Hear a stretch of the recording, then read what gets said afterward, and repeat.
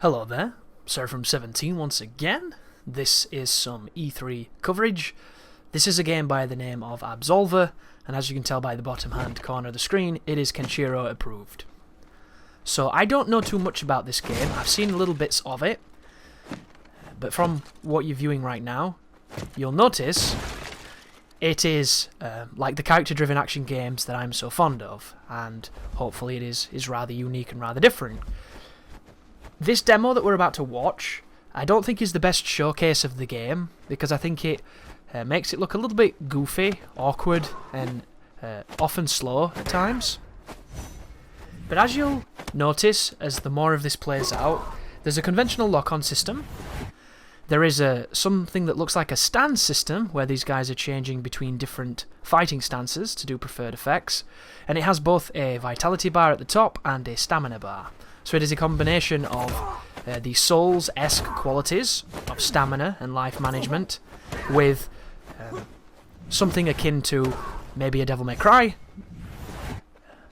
A subscriber of mine by the name of Heretic mentioned that during a video interview that he watched, the developers name-dropped God Hand, which is a game that I'm having a lot of fun with at the moment, and it has one of the best combat systems I've ever played, because it is wickedly simple, yet masterfully deep. And if this game is anything like that, it could be really, really, really, really good. And they're showcasing at the moment a form of co-op, but you'll notice on the side it says press circle to dash while moving. So this is going to be your evade, and I'm hoping the dude fighting is going to do it so we can have a see what it looks like. There it was. He ended up getting punished for it though, as he backed up, and this guy's fighting back way better than the zombie did. But that looks like his friend, and it's almost like he kicked his friend in the face. So there's obviously some kind of friendly fire happening here, or maybe the co-op on this game is not necessarily co-op. Maybe it can be adversarial. It's entirely up to you. Maybe they're using the whole, Souls adage of you can get friendlies into your world, but you can also get people who are not so friendly. Only in this game, maybe the line between friend and foe is a little bit blurred.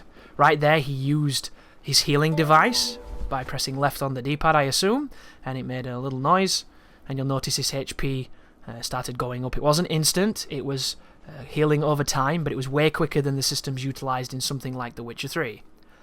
So, he faces off with this dude, and I think they want to fight. Like, they were together earlier, but it seems like we're going, dude, we're brawling.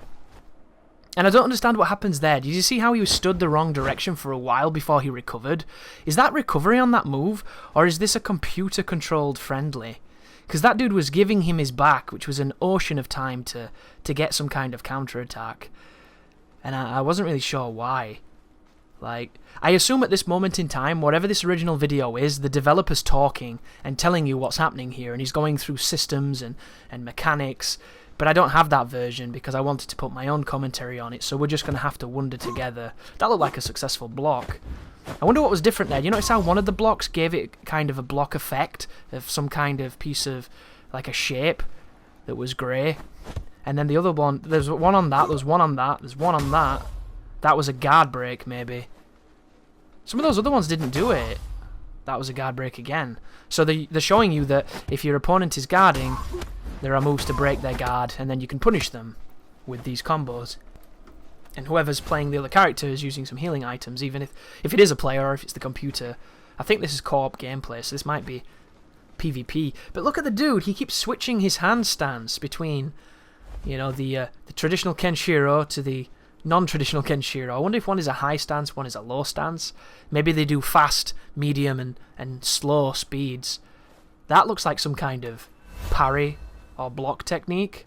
Maybe if you block it just as the impact of an attack, it gives you some kind of perfect guard or benefit. They're both doing it now, so I assume the dude's explaining how this works. There's a difference too. Did you see that? The guard was different.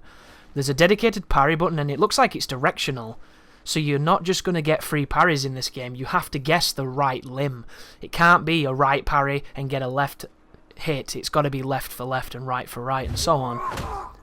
There was a charge move. I think they're trying to test out the parries here to show them off, but his timing was bad. Interesting. It completely neutralized the attack and gave him frame advantage. So it's straight up third strike with the looks of that. I assume it'll be a trigger to do this. There was a right attack. I wonder if he takes any extra damage. Puts him into some kind of vulnerable state post-parry. It isn't game-breaking though, is it? It's just, if you're being predictable, I'm going to neutralise your offense and get a free opening. So it's not going to be like Revengeance, where if you get a parry, the game's... It's not going to be Dark Souls 3 PvP, where one parry and you're done, son.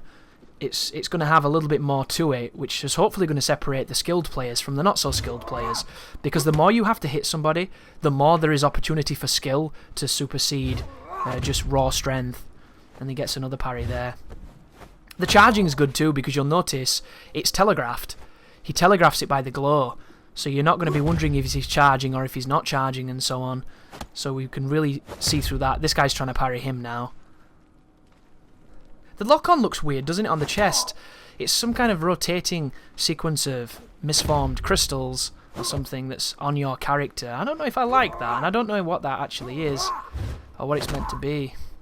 Interesting. What was that? I wonder if he's trying to do something along the lines of feinting attacks, cancelling attacks before they come out to bait the parry. Like, that's what it looked like. He parried on the right, he cancelled the attack, and then he hit him on the left. So they're kind of showing that there's that added bit of depth, maybe, where you can lure an opponent into trying to go for the parry, and then you can bait it, cancel, and then punish. Which, once again, I'm all for adding depth and all for making it interesting. Ooh, is this like a bonfire system? He respawned on the stone tablet there, and now he gets to move forward.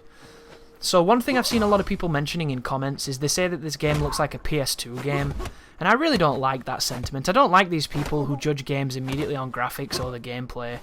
I just don't understand anymore. I've got to the point where I don't really care what the game looks like, as long as it plays well and it fulfills what it's meant to be. Like, this is a very stylized game. They've obviously don't want it to be photorealistic. They're not trying to make Uncharted. They've gone for an art style, they've gone for an aesthetic, and they're sticking to it. Is it bad? I don't think it is. I think it's just its own thing. It's this kind of, you know, gangly, almost polygonal cel-shadedness to it that's got the whole skinny limbs, and I think it's more substance than style, really, because a lot of it looks like it's been designed to emphasise the stances, emphasise the techniques. There's drops as well, so maybe there's some RPG elements in this. I wonder if he's going to kick his buddy again. Just give him a nice quick kick to the back of the head. But one thing that this genre is missing, in my opinion, is solid co-op. Every other game has done co-op to death, but games that are like this kind of haven't. You've had these gimmicky co-op modes in the past. You look at things like Ninja Gaiden Sigma had Sigma 2 had this gimmicky kind of trials mode that they put into, you know, the third game, where two of you could play, and it was good, but it wasn't as good as maybe being able to go through the campaign or having more freedom. It was fun for what it was, but it was very limited, and there was nothing to it. Same with things like Bayonetta 2. You could do a bunch of very specific fights, but there was never really any worth or any value to it. It wasn't anything compared to something like a Gears campaign or, you know, just any kind of co-op game that enables you to have that level of freedom to do what you want to do. Now imagine a game like this, for all we know, could be open world, quest-based, RPG, able to jump in with a few friends and do it, but the combat isn't complete dog shit. It's actually got, you know, intelligence behind it and something to really study and really master. And then occasionally, if you want to, you can just start fighting your mates and, you know, start throwing down, and who knows, there could be a lot of potential for a lot of replay value in a genre that doesn't really do the whole larger scale, you know, co-op minded gameplay. And we're going to see a few games like this because, of course, Scalebound is another very co-op based, you know, character driven action game. But the music shifts here to tell us that this thing is apparently no joke. Wow, it did a sweep and then a low kick. Look at this guy go. But there's two of them, so I'm not too sure why they're not gangbanging him at this point. Because isn't this the point where you just start gangbanging him? Maybe this game is, you know, the AI is too cruel to get gangbanged, and he gangbangs you. Look at him! I also wonder if friendly fire is on, so that you have to be intelligent rather than just doing the whole Souls thing where you both run up to the boss and mash him down and put him in a stun lock that he can't get out of. But we've got a couple of combos happening here, a couple of heavy kicks, and that dude gets put down and they get some items from him. I've also seen gameplay of them going into the menus and selecting the combos, so if you're wondering what the depth to the combos will be, you get to design the combat you want it to be. You put what goes what on the selection of moves, so hopefully you'll be able to customise your entire combo and your enders and your middle ones and your openers and everything, and it'll have that awesome God Hand feel of, if you don't like your combo, change it, get a different one, try different ones, go slow, go fast, go multiple, go ridiculous and stupid and, unoptimized, entirely up to you and the diversity of your playstyle. But we're coming on the end there, guys. That was some Absolver gameplay. It's one of the games from E3 that I'm really excited to see where this goes, because it's taking the genre that I love and it's putting it in a direction we've not seen in a while and hopefully putting new spins on it. But thank you for watching, and you take care now.